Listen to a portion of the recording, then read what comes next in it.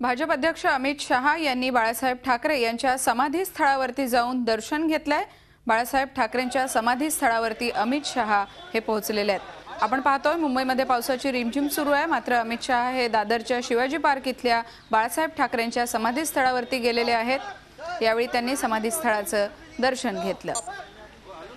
मुंबईचे महापौर सुनील प्रभू हेही यावेळी उपस्थित होते। भाजपच्या नेत्यांसह शिवसेनेच्या नेत्यांची ही उपस्थिती पाहायला मिळते। मुंबईच्या महापौरांनी ही उपस्थिती लावली आहे। मुंबईचे प्रथम नागरिक हे अमित शहा यांच्या सोबत आहेत।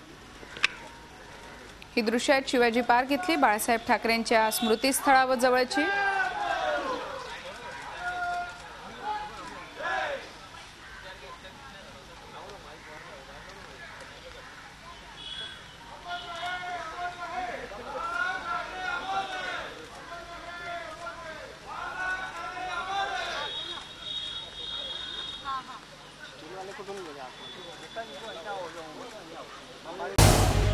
झी 24 तास रहा एक पाऊल पुढे।